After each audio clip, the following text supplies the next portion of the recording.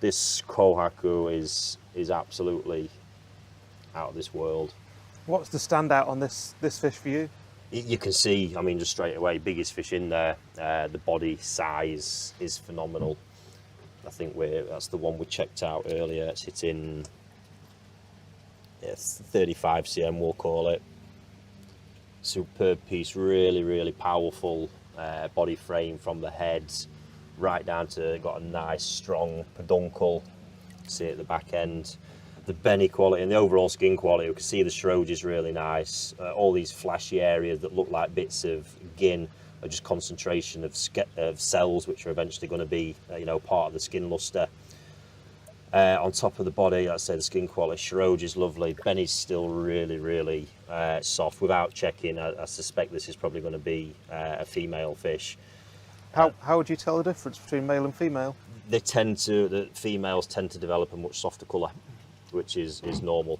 This, again, I'm not checking, but just as a reference, this kind of more intense coloration from this one, more than likely going to be a male fish. I can probably see from the way the body's set, that's more likely to be the case. The softer colour does tend to come more often with the females. Just a great fish. Then just to sort of top off the skin, we've got this amazing pattern. Really lovely flow from the head. Nice simple two-step. Nice odame, the white stop at the tail there. Part of the skin as well that's really impressive. You can really see down this side here the kiwa, where the red scale meets the white. Is that so? The edge where they join, that's called the kiwa. The edge, yeah, that's it. Really important part. This is actually Marizome kiwa, where you can see we've got the scallop where it fills the scale, the shape of the scale. Looks absolutely superb. You can see it consistently throughout the fish, which is great to see. Another real key point I look for is the sashi. Sashi is the front edge, so where here we can see where red goes to white. There's a really nice soft border across the whole fish. You can see here every piece there. What I really like about this is you can see that's almost the same depth and consistency throughout the whole fish. That's really important because this sash is going to refine as the fish grows and the benny pulls tighter when it's consistent across the body like that. So the sashi will form a sharper edge to it as it develops? That's it. As the fish gets bigger, the benny pulls in and contracts more. It's really going to come together. So it's a really, really good fish. I can't wait to get some more size onto that. But absolutely delighted to have such a result. So that's one we'll keep an eye on over the coming months. Absolutely. The second fish to note, and this I think is going to be a really interesting one. This Sanke, I wouldn't say second choice. They're a joint sort of first for my best fish in here, to be honest with you. Now, I think you're probably safe to call this a Marmite fish, and one that a lot won't understand. Taniguchi, this style of Sanke seems to be becoming quite prominent with him.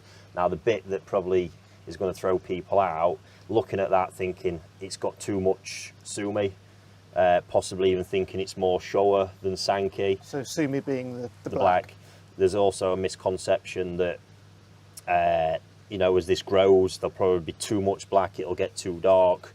None of that is the case with this fish. What this style of Sanke seems to do from Taniguchi is hold the sumi, and basically as the rest of the fish grows, the sumi pulls into position, but it actually then becomes smaller on the body, if that makes sense. So as a percentage of the overall skin as the fish grows bigger? Yeah, that's it. At the minute, obviously, it seems to be quite heavy. The blocks are quite big, albeit they're very refined. You can see here the sumi kiwa is exceptional. The sumi sashi is doing really well. I mean, that there on the head's just superb.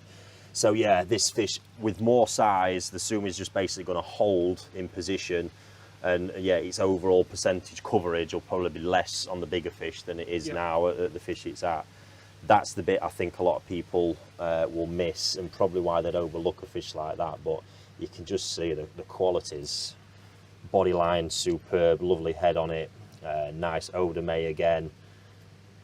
The benny quality, if you can get that on the camera, we see the thick red line within the scale there.